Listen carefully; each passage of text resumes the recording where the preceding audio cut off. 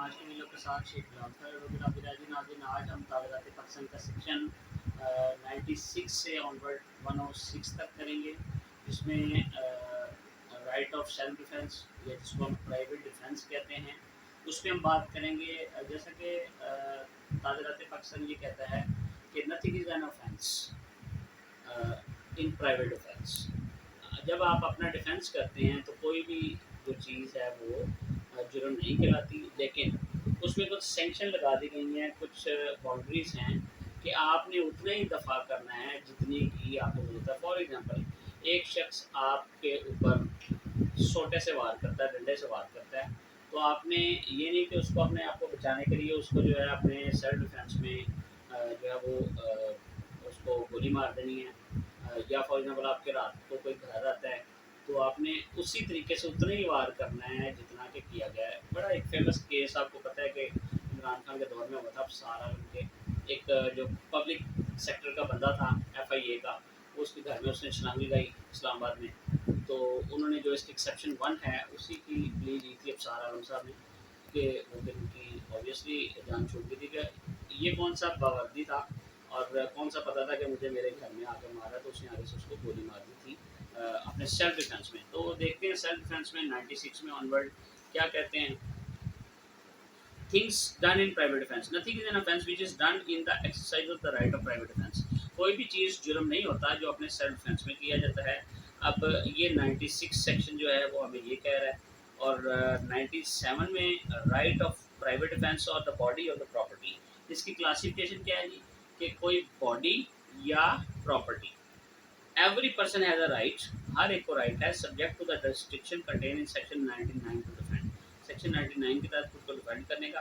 Firstly, पहले body क्या है, हिज ओन बॉडी, अपनी उसकी body, and the body of any other person, किसी दूसरे की बॉडी, अगेंस्ट एनी ऑफेंस, किसी ऑफेंस के against, affecting the human body, जिससे इंसानी बॉडी को, इंसानी जिस्म को नुकसान पहुंचे। सेकेंडली इसमें क्या है, द प्रॉपर्टी।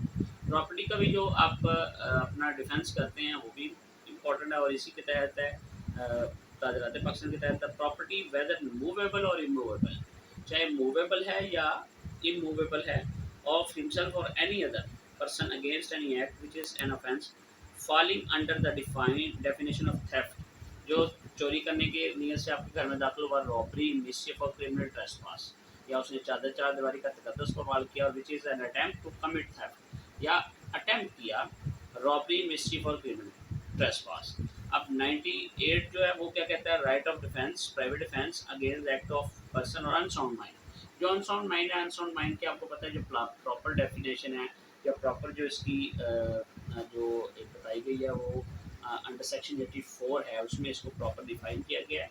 वो कहते हैं कि when an act which would otherwise be certain offense is not a defense, offense नहीं है, by reason of the youth, the want of the majority of understanding, the unsoundness of mind, जो unsoundness है of mind है, यानी abnormal है, पागल है, कमला है, कोई भी ऐसा, और the intoxication of the person, या किसी नशावर चीज से वो इस तरह का हो गया, और by reason of any misconception or the part of the body, misconception आ गया, every person has the same right of defense against that act which is would have if the act were the offense।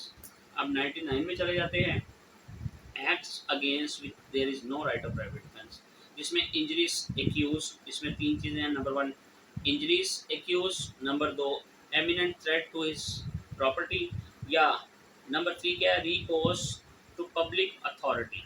ठीक है, इसमें अफसार आलम के cases के exception 1 के तहत अफसार आलम ने जो है सेक्शन 99 का सब सेक्शन 1 जो इसका एक्सप्लेनेशन 1 है उसके तहत। अब देखते हैं, थोड़ा सा इसको देख लेते हैं। There is no right of private defence against an act which done unreasonably cause the apprehension of death of grievous hurt, इसमें grievous hurt यानी injury, or attempt to be done by a public servant acting in good faith under color of his offense office, though that act may not be strictly justified by law. There is no right of private defense against an act which does not reasonably cause the apprehension of death or grievous hurt if done or attempted to be done by the direction of public private servant act in any faith। क्या इसमें कहा गया है जी कि एक तो injuries accuse हुई हो, number 2 there is no right private defence in cases in which there is time to have recourse to the protection of public authority, यानी क्या होगा जी, recourse to public authorities.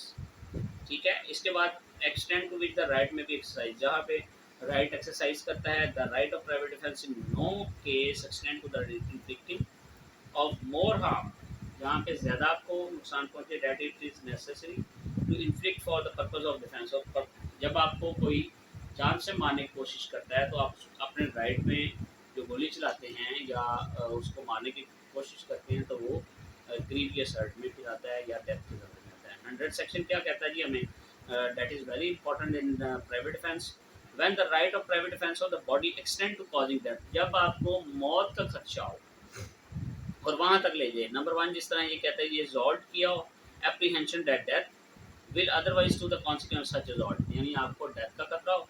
Number दो में आपको कहता है ग्रीवियस हर्ट का खतरा हो। नंबर तीन में आपको कहता है इंटेंशनली आपको कमिटेड रेप करना हो आपका, ठीक है, उसके ज़मरे में आप किसी की जान ले लेते हैं। And assault with intention gratifying unnatural lust किसी का है। चौथे नंबर पे, पाँचवें इंटेंशनल किडनैपिंग और अबडक्शन, या किडनैप और अबडक्ट कर लेता है कोई शख्स किसी को, ठीक है, तो उसमें आप सेल्फ डिफेंस में उसके साथ कुछ भी कर सकते हैं। नंबर सिक्स पे है जी रॉन्गफुली कन्फाइंड, ठीक है। इसके बाद जी सेक्शन 101 है जी when such right extend to causing any harm other death, यानी डेथ के अलावा जब किसी को कोई आपको हर्ट पहुंचाता है उसकी क्या है, इस तरह हम डिफेंस करते हैं। नंबर टू पे 102 पे है commencement continuous of the right of private defense of the body. Number three, when the right of private defense property extend to the, अब इसमें जब प्राइवेट प्रॉपर्टी आएगी इसमें भी चार चीज़ें हैं। नंबर वन, रॉबरी से आपकी कोई चीज़ ले दे, हाउस ब्रेकिंग बाय नाइट, रात को आपके नकब लगाए। नंबर थ्री पे mischief of the committed on any building, किसी बिल्डिंग को मिसअचीव करे, टेंट को, वेसल को, यानी बिल्डिंग को, ठीक है, जो किसी की जो है वो कस्टडी में। नंबर चार पे थेफ्ट, मिसचीफ और house trespass under such circumstances as may reasonably cause apprehension that death of grievous hurt, जिससे इंसान को ये भी होकर मेरी जान भी जा सकती है।